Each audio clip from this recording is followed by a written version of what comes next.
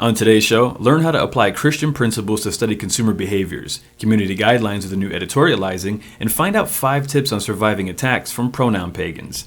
On the show that breaks down brands, business strategies, and methods of selling, I'm Isaac Hopkins, and this is American Waymaker.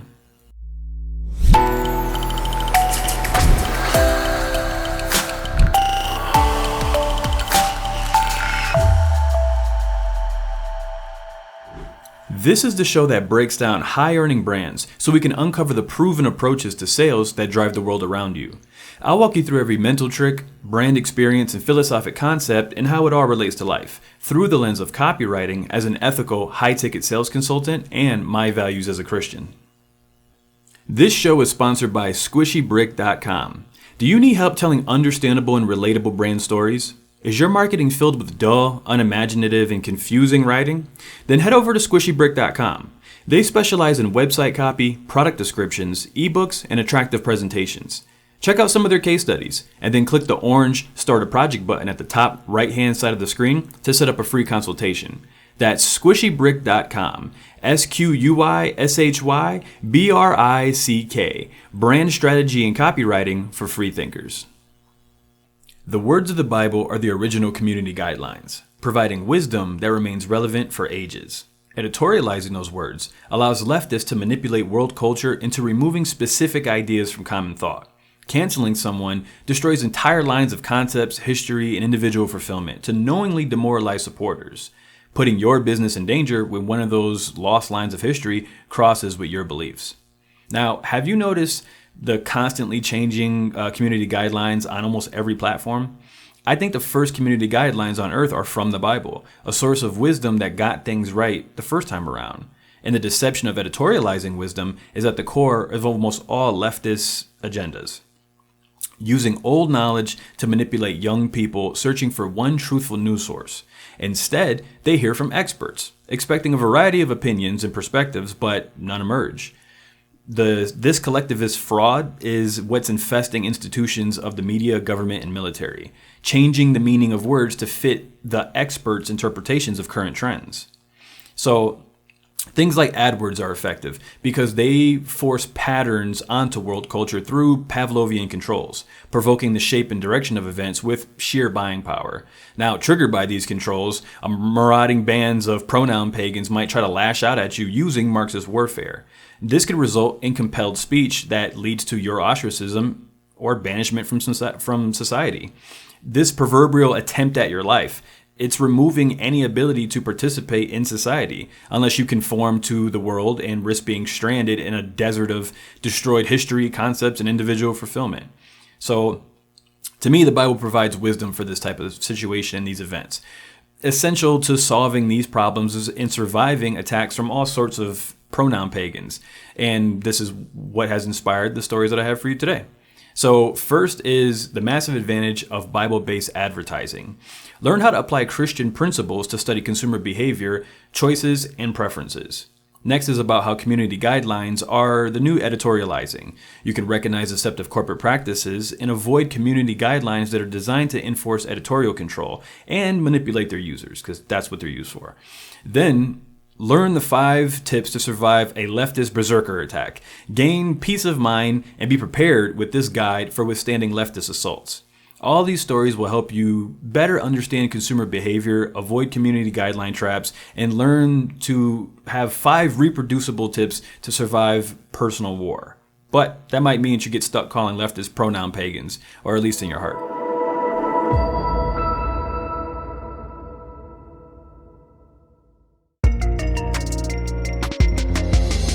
The massive advantage of Bible-based advertising.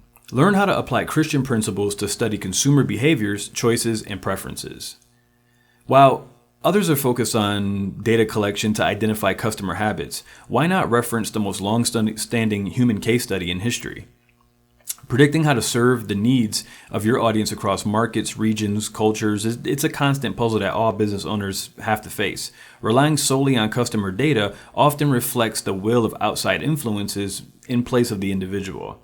Today's advertising is focused on using a slew of services aimed at analyzing the interactions people have with brands, primarily through search history and social media experiences that's had on their mobile phones. So here you can learn how a biblical perspective on marketing will help solve practical problems, giving your brand a massive advantage through an understanding of universal cues that travel across cultures and time. So current marketing experts, they believe that people come into this world as blank slates, blank minds to be filled with culture, okay, to be offered products based around the trends of society. Yet biological psychology research has shown that the Christian perspective is far more accurate in predicting human patterns.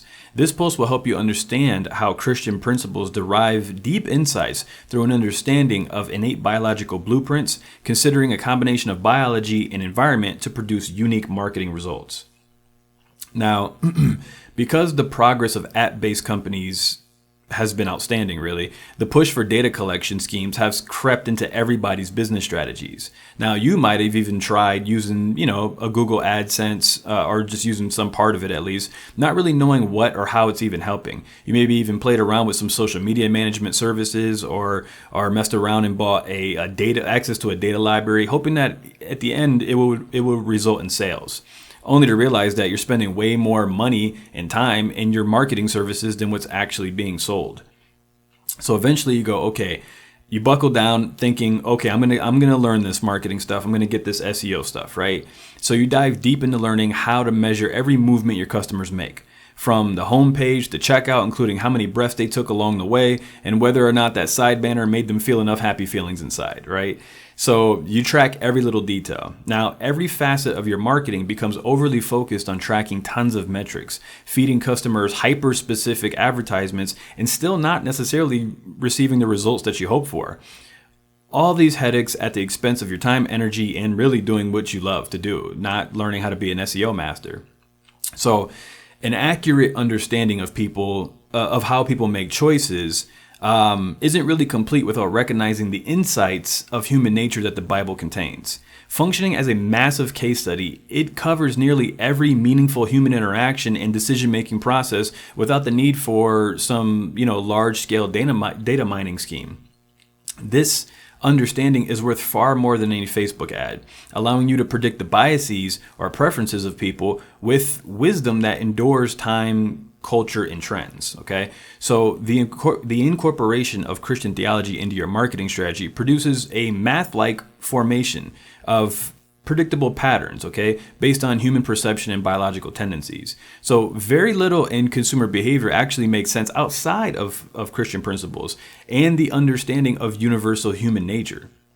The ability to solve practical problems through the application of wise data is going to help you save time and money and energy, like everything else, right? Helping you to plan for outcomes far ahead instead of relying on temperamental feedback and sort of emotional feedback that changes with the wind. Now, remember, there's nothing wrong with using analytics. By all means, definitely go for it. There's nothing wrong with it at all. If that's what you're doing to help you find customers right now, that's fine. But there are other options, okay? Especially if you don't want to put that money into trying to nitpick every little SEO detail. But just remember, it doesn't take a supercomputer to tell you that men love fast cars and little girls like ponies.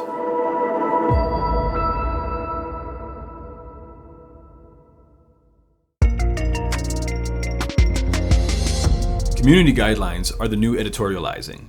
Recognize deceptive corporate practices and avoid community guidelines that are designed to enforce editorial control and manipulate users.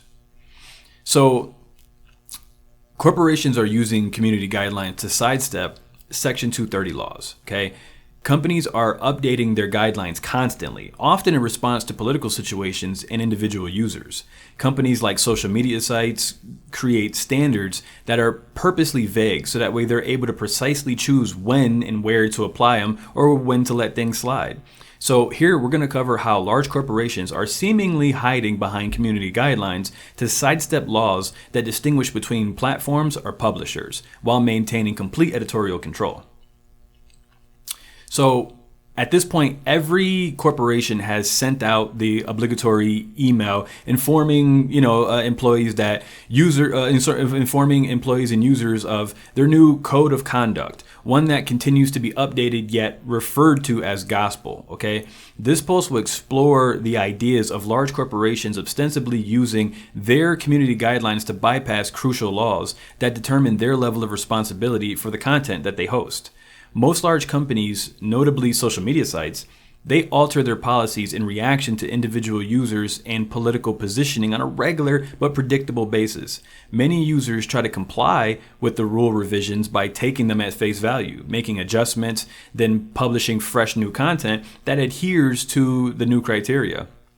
In response, the corporation takes punitive action against the individuals that they don't disagree with, using, morally relative reinterpretations of their publicly stated rules, even going so far as to justify some users' egregious violations of the rules where punishment isn't warranted because they dogmatically were aligned with the company. And you will see this happen on a regular basis, where somebody who stands up for all the leftist beliefs that Twitter, for instance, would believe in, Facebook would believe in, and then all of a sudden, when these users egregiously step over the line, no punishment is necessary. Don't worry about it. They don't need it because, they know better and it was a mistake. Yeah, right? That's how that crap happens.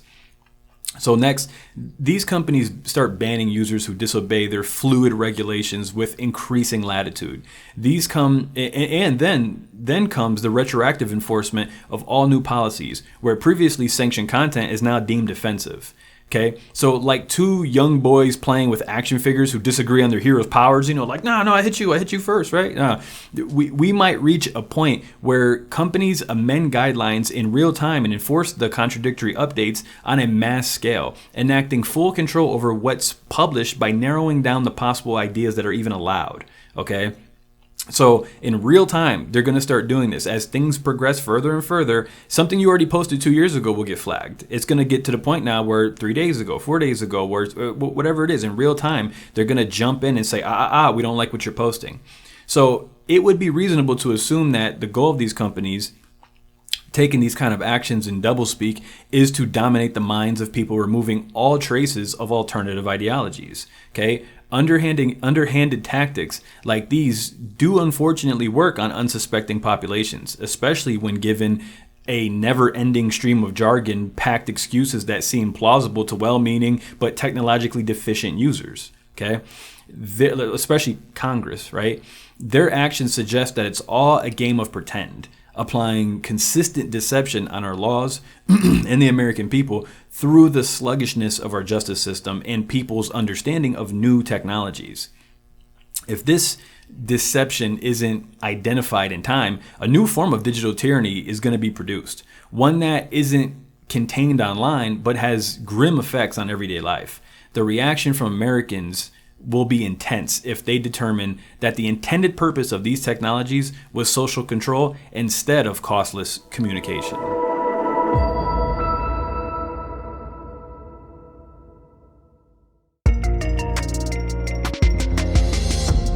Five tips to survive a leftist berserker attack. Gain peace of mind and be prepared with this guide for withstanding leftist assaults. Like Viking raiders of the past, modern-day bands of acronym-clad marauders threaten the safety and wealth of American business owners. These thieves don't craft boats and swing swords. Instead, they form nonprofits to wage legal, political, and culture wars under the banner of liberal activism. A handful of activists working with a leftist organization could ruin your entire business through a single publication. This article is meant to help guide those under siege by leftist mobs, or who might be, and who bang at the gates with a complicit media backed by treacherous politicians. So, small businesses all over the country operate as servants of their community. Activists realize this, and they've learned to leverage public pressure to extract wealth from the local establishments. The goal of this article is to provide more of a resource that helps you prepare for or helps you navigate a PR nightmare that's surrounding your business. So activist groups are taking aggressive actions in gathering resources and attention by creating controversies around small businesses and their owners. This form of modern-day Viking rapes the reputation of a company to then pillage its assets. They can be identified by their infatuation with communism and a long, passion for fairness, So many businesses attempt to defer the focus of these bandits by presenting like "don't hurt me" displays, in deceptive solidarity with their leftist causes. They always put up the Black Lives Matter fist. They always put something up that just says, "Please, I'm with you guys. Please don't hurt me. Right? Don't break my windows."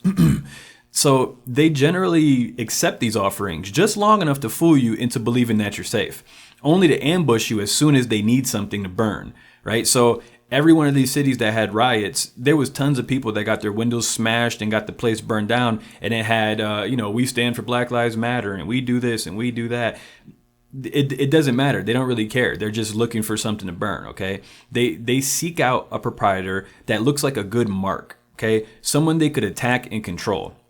This tends to be someone who lives a life that's incompatible with leftist ideology, or maybe vocal about their opinions towards their adversaries, like, for instance, a Christian cake maker. So once targeted, your life is forever changed through sustained combat in the form of legal, political, and cultural warfare, okay? Eventually escalating to the point where a horde of dark-clothed, identity-driven activists march to your home backed by a sympathetic, media narrative and violent threats against your family inside. And this has happened many times. There's many examples of it. Now, nothing in life is 100% guaranteed, but this nightmare is avoidable to some degree if precautions are taken. Okay? So the first thing you want to do is wait. Okay? Wait and get some guns, all right? Leftists are creatures of instant gratification.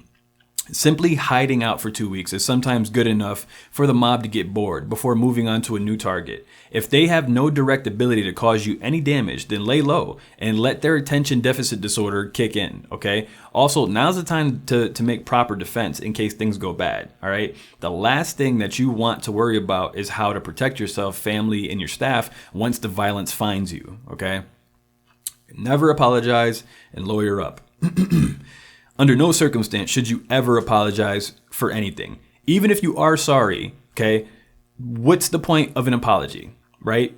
It's the recognition of a mistake. It's the recognition of a mistake and the promise to course correct as the person hurt, okay, offers forgiveness in return, okay? So the whole point, okay, let me just reiterate that. The whole point is that it is the recognition of a mistake and the promise to course correct as the person hurt offers forgiveness in return. Okay, without the two sides of that, there's no point in apologizing. It doesn't have any usefulness. Okay, so in this instance, the left uses your kindness against you as they don't believe in your concept of forgiveness. Instead, all apologies are viewed as signs of submission to authority, a public form of self-debasement, you know what I'm saying, that grants permission for more hazing by those who supposedly were offended, okay? So the people who were supposedly offended will just use it as a green light to attack you further. Now, during this time, you're going to want to seek some kind of legal counsel, regardless if you can even financially afford it or not, okay? There's plenty of lawyers that are experienced in this situation and will help you to some capacity at least, all right? There's also other cultural influencers like Alex Jones, Andrew Torba, Steven Crowder. These guys have been under sustained attack for years, but still made headway in spite of it, okay? The next thing is reject requests for comment from any mainstream media. The rookie mistake when dealing with journalists, right, with any journalist, is believing that their intentions are pure. Their goal is to reach out for comment only as verification of contact, only to say, hey, look, I actually did reach out to them and this is what I got from them, even though they could just flat out lie, okay? The next, what they'll do is they'll take your quotes out of context, changing the meaning by swapping which questions relate to which answers. Then an article will be released about you, most likely with a false narrative and outright lies, okay? By the time your legal counsel reaches out to the publication for a retraction, the article will already have been seen by millions of people who've already made up their minds and joined the mob against you and probably outside your house right now. So the retraction will ultimately be published at a time and location where the attention is super low, well after anyone even cares to search for it, actually. So this method is a well-documented and standard practice by virtually all mainstream media outlets. Avoid this, okay? The next thing is control the narrative, all right? Your refusal to speak with them will be scorned, using silence as violence as their battle cry, basically, as they run out into the field, right? Be careful on who you decide to give an interview to, okay? As their goal is to distort your message, painting you as a villain regardless of your best efforts. Okay, stick to trusted companies that value truth ahead of anything else, giving you the best chance of honestly conveying your story and your message. Okay, this is also your best chance to fundraise, as you're most likely going to need financial help at some point during this entire ordeal. That's why it's very important that you choose wisely of who you reach out to. Okay, here's a short list of some reputable agencies and journalists that I would recommend. Number one would be InfoWars. Okay, everybody can say all the crap they want about Alex Jones and all the, they can make fun of him all day. Okay, he's right most of the time. Most of the time he's right. He's also ahead of everybody else and almost all other news channels, and he is fair. He's absolutely fair and will give you a platform to speak. He has millions and millions of listeners, okay, way more than CNN. If you're running into one of these situations, do not let your own biases or what some crap you've read about in the media prevent you from reaching out to people like this. These people can save your life and save your business and save your employees, okay?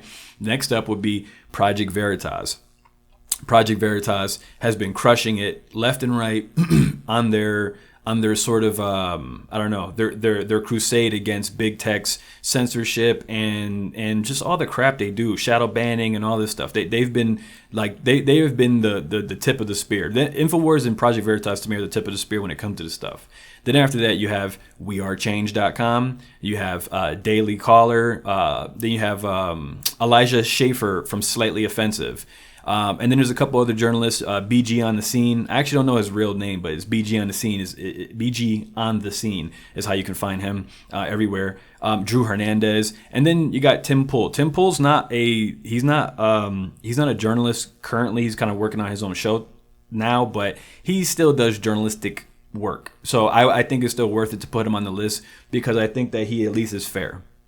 Okay, so the next thing is do not accept any deals. Okay, don't accept deals from people. All right, there's going to be power players who are going to propose deals trying to appeal to your desire for an end to the madness. Right, there's going to be some BLM leader who reaches out to you and says, all you have to do is get on TV and make this apology and yada yada yada. Don't listen to it. It's all fake. Okay, offering a clean slate. Okay, so they're going to offer you a clean slate in exchange for some sort of gesture in the form of probably monetary contributions, right? Some sort of contribution or self-debasement, both of which regrettably only admit that you're just the Nazi that they believe you to be. So as soon as you do it, they're going to say, see, you did it because you're a Nazi and now you feel sorry for yourself. That's the only reason why you did it. That's what they're going to run with. That's what they're going to tell everybody. And they're going to say, the Nazi paid up. The Nazi did X, Y, and Z because he's sorry for being a Nazi. Okay? All right, then next. Always practice your fire escape plan, okay? Resilient businesses plan for worst case scenarios to fend off massive oversights. The single greatest threat to any company in modern day is liberal activism, and ignoring it is a costly mistake. It sucks to have to prepare for yet another issue on top of all of the other liabilities that you're concerned about. But unfortunately, violent protests are more common than fires, and you still prepare for those too, right?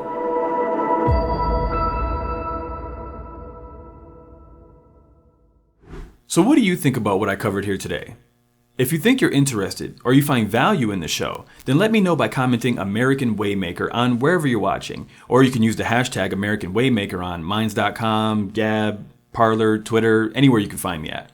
Also, are you struggling on how to make content for your brand? Do you need help turning your specialized skills and knowledge into high-earning income using proven workflows and strategies? Well, in the free ebook, Learn to Position and Market Your Brand, I guide you through every step of the way towards building your own unique brand experiences. So go check out squishybrick.com, and on the main page, click the orange button that says Get the Workbook to download your free copy of Learn to Position and Market Your Brand. That's squishybrick.com. SQUISHYBRICK. Brand strategy and copywriting for free thinkers. Head over to AmericanWaymaker.com. Subscribe to my newsletter and get all the articles and exclusive content that only other Waymakers get to see. And then let me know if this video sparked anything in you. You can find me on Minds.com, Gab, Twitter, Rumble, YouTube, Parler, a bunch of other places, and I'll have them all linked below. So, like it if you and I think alike. Subscribe if you're a part of the tribe. Share because you'll be in my prayers. And comment if you want to represent.